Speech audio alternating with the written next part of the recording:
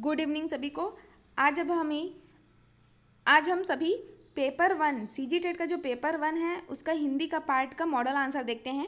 तो चलिए हम स्टार्ट करते हैं। सबसे पहला है आपका अति धन अधिक क्या होगा? अत्यधिक। ये कौन सा संधि है? तो ये यर्ड्स और संधि, ऑप्शन नंबर सी यहाँ पे सही हो जाएगा। इधर का भी क्वेश्चन देख लेते हैं। जिसका कोई शत्रु ना हो उसको क्या कहते हैं? अजात शत्रु कहते हैं। ऑप्शन नंबर सी बिल्कुल करेक्ट हो जाएगा। नेक्स्ट क्वेश्चन है, हिंदी भाषा में उन स्वरों की संख्या जिसमें हवा बिना रुकावट के मुख से बाहर निकलती है, तो वो स्वरों की संख्या क्या है जाती है? 11 है।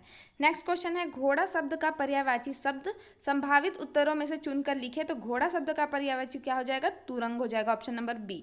नेक्स्ट क्वेश्चन है, अनुनासिक चिन्ह की उपयोगिता के आधार पर संभावित शब्दों में से सही शब्द का चयन करें, तो अनुनासिक आपका हो जाएगा पंखुड़ी। ऑप्शन नंबर बी यहाँ पे बिल्कुल करेक्ट हो जाएगा। नेक्स्ट क्वेश्चन है, दिए गए तद्भव शब्द का तत्सम रूप हमको लिखना है, तो दिया गया शब्द हमारा पैर है, पैर का तत्सम रूप हो जाएगा आपका पद। ऑप्शन नंबर सी बिल्कुल सही होगा। नेक्स्ट क्वेश्चन देखते हैं, दिए गए संभावित उत्तरों में से सही का मिलान करना। देखो जो चारपाई है, चारपाई कौन सी भाषा है बताइए आप सभी। देखो चारपाई क्या है? देशज शब्द है, ठीक है।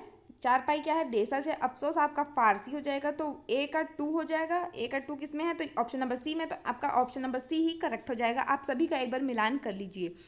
नेक्स्ट क्वेश्चन देखते हैं हम लोग, अनेकार्थी शब्द का मेल बताना है। तो गति, गति का मतलब क्या होता है? चाल, तो हालत और चाल। तो देखो गति का क्या हो जाएगा? हालत और चाल। तो हम लोग का दो ऑप्शन में है, बी और सी में है। पानी का क्या हो जाएगा? जल और चमक। यहाँ से आपका ऑप्शन नंबर सी इसका सही आंसर होगा। नेक्स्ट क्वेश्चन देखते हैं, प्रत्येक प्रत्ययों का मिलान करना है। देखिए तो आवट का सजावट होता है, तो एक का क्या हो गया? चार हो गया, तो ये सही हो गया, ठीक है। चार दोनों में है। अक्कड़ का क्या हो जाएगा? घूम अक्कड़, तो यहाँ पे तीसरा सही हो गया। औना का क्या हो जाएगा? बिछौना। और अड़ का अड़ियल हो जाएगा। ऑप्शन नंबर सी यहाँ पे एकदम करेक्ट हो जाएगा। नीलकमल का समास आपका क्या हो जाता है? कर्मधारय समास होता है। नेक्स्ट क्वेश्चन देखते हैं, वे शब्दांश जो शब्द के पहले लगते हैं उसको क्या कहते हैं? उपसर्ग कहते हैं। नेक्स्ट क्वेश्चन है, जिसे देखो वही मोबाइल से खेल रहा है, उपरोक्त वाक्य में कौन सा सर्वनाम है? तो ये क्या हो गया आपका? जिसे देखो वही क्या खेल रहा है? खेल रहा है, तो ये आपका निश्चयवाचक सर्वनाम होगा। या इसमें थोड़ा डाउट भी है, ये संबंधवाचक भी हो सकता है, लेकिन निश्चयवाचक होना चाहिए। नेक्स्ट क्वेश्चन है, इधर आपका वाक्य में से कौन से अंग होते हैं? तो उद्देश्य और विधेय वाक्य के दो अंग होते हैं। ऑप्शन नंबर सी बिल्कुल सही होगा। नेक्स्ट क्वेश्चन है, दास्ता शब्द के संज्ञा में कौन से प्रकार के अंतर्गत आता है? तो दास्ता जो है वो क्या है? भाववाचक संज्ञा। ऑप्शन नंबर बी इसका बिल्कुल सही आंसर है। नेक्स्ट क्वेश्चन है, नीचे दिए गए वाक्य को शुद्ध रूप में लिखिए, तो मुझे एक कप गरम चाय चाहिए। ऑप्शन नंबर सी बिल्कुल सही होगा। नेक्स्ट क्वेश्चन है, तुम बहुत मिठाई खाते हो, उपरोक्त वाक्य में से कौन सा विशेषण है? तो देखो बहुत मिठाई खा रहे हैं, हमको देखो संख्यावाचक तो हो सकता है, लेकिन हमको बहुत में बोला है, कम ज़्यादा कुछ नहीं है ना। तो ये अनिश्चित परिमाणवाचक विशेषण भी ये होना चाहिए, और संख्यावाचक भी हो सकता है, इसमें थोड़ा डाउटफुल है, लेकिन मेन आंसर तो अनिश्चित परिमाणवाचक विशेषण होना चाहिए। ऑप्शन नंबर सी करेक्ट होगा। नेक्स्ट क्वेश्चन है, यदि वर्षा होगी तो फसल अच्छी होगी, संभावित उत्तरों में से वाक्य के सही प्रकार को चुनिए। देखो वो संकेत कर रहा है कि यदि वर्षा होगी तो क्या होगी? फसल अच्छी होगी। तो ऑप्शन नंबर डी यहाँ पे क्या हो जाएगा? सही हो जाएगा। नेक्स्ट क्वेश्चन देखते हैं, दिए गए शब्दों को क्रम में जमा कर लिखिए, तो यहाँ पे क्या हो जाएगा? अधजल गगरी, मतलब 3 4, तो ऑप्शन नंबर आपके यहाँ पे सही हो जाएगा। ऑप्शन नंबर डी इसका सही आंसर हो जाएगा। अधजल गगरी छलकत जाए।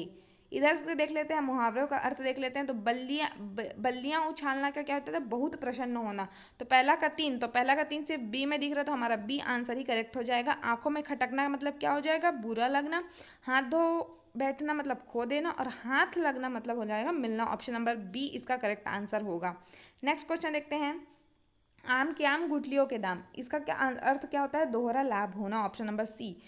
नेक्स्ट क्वेश्चन है, प्राथमिक स्तर पर हिंदी भाषा की कक्षा हेतु सबसे अधिक महत्वपूर्ण है, तो लिखित भाषा समृद्ध वातावरण, ठीक है। ये प्रिंट रिच इन्वायरमेंट होना चाहिए, जो हमारा समृद्ध वातावरण मिलना चाहिए बच्चों को। ऑप्शन नंबर बी इसका सही हो जाएगा। नेक्स्ट क्वेश्चन है, स्वयं अपनी हानि करना का अर्थ क्या हो जाएगा? अपने पैर पर कुल्हाड़ी मारना। नेक्स्ट क्वेश्चन है, बच्चे अपनी भाषा में तर्क करने व अवधारणा बनाने में सक्षम हो जाते हैं। तो इसका आंसर हो जाएगा ऑप्शन नंबर सी, 10 वर्ष की आयु में बच्चे सक्षम हो जाते हैं। नेक्स्ट क्वेश्चन है, भाषा में बच्चों में भाषा अर्जन की क्षमता क्या होती है? जन्मजात होती है। नेक्स्ट क्वेश्चन है, लेखन कौशल के समुचित आकलन के लिए सबसे उपयुक्त विधि क्या है? सुलेख लिखवाना, सॉरी सुलेख नहीं, यहाँ पे खुले प्रश्न वाले आंसर हो जाएगा। ठीक है, ऑप्शन नंबर सी इसका सही आंसर होगा, खुले प्रश्न। नेक्स्ट क्वेश्चन देखते हैं, पढ़ना व सुनना कौशल की मुख्य रूप से निहित है। तो ध्यान केंद्रित होना, समझ होना, लय व भाव होना। ऑप्शन नंबर डी सही हो जाएगा उपरोक्त सभी। नेक्स्ट क्वेश्चन है, बच्चों में भाषाई क्षमता का सर्वाधिक विकास होता है जब सामाजिक अंतःक्रिया से उनमें सर्वाधिक विकास होता है। नेक्स्ट क्वेश्चन है, भाषाई कौशल के आकलन के संबंध में सत्य है। तो भाषाई कौशल के को अन्य विषयों की कक्षा में भी परखा जा सकता है, ये बिल्कुल सही होगा। देखिए यहाँ पे केवल आ गया तो ये कट गया, कि वैसे ये भी नेगेटिव वर्ड है। और यहाँ पे बोलता है भाषी आकलन में मातृभाषा को स्थान नहीं देना चाहिए, तो ये भी क्या है? गलत है, मातृभाषा को स्थान देना चाहिए। नेक्स्ट क्वेश्चन देखते हैं, प्राथमिक स्तर में लेखन कौशल के विकास की शुरुआत करनी चाहिए। अब बच्चा जैसा भी खींच रहा है मन चाहिए आड़ी टेढ़ी लाइन, तो ऑप्शन नंबर सी बिल्कुल सही हो जाएगा। नेक्स्ट क्वेश्चन है, भाषा के सभी पक्ष और योग्यता की जांच हेतु होना चाहिए, सतत मूल्यांकन होना चाहिए। तो ऑप्शन नंबर डी इसका सही आंसर है। आप सभी हमारे शिक्षक भर्ती बैच से नहीं जुड़े हैं, टेस्ट बैच है हमारा, उससे नहीं जुड़े, तो आप लोग इस दिए गए नंबर पर SMS करके आप टेस्ट बैच से रिलेटेड जानकारी ले सकते हैं। ये बैच आपका पूरा परीक्षा तक का चलेगा। उसके फी स्ट्रक्चर कुछ इस प्रकार हैं, ये टेस्ट बैच है, आपको टारगेट दिया जाता है, उसके अनुरूप आपका टॉपिक वाइज सिलेबस हम कवर कर रहे हैं, तो आप लोग ज्वाइन कर सकते हैं। और आप सभी अपना आंसर कमेंट करके बताइएगा कि आप लोग का कितना सही हुआ हिंदी में, और शेयर कीजिए, लाइक कीजिए, चैनल को सब्सक्राइब कीजिए। Thank you.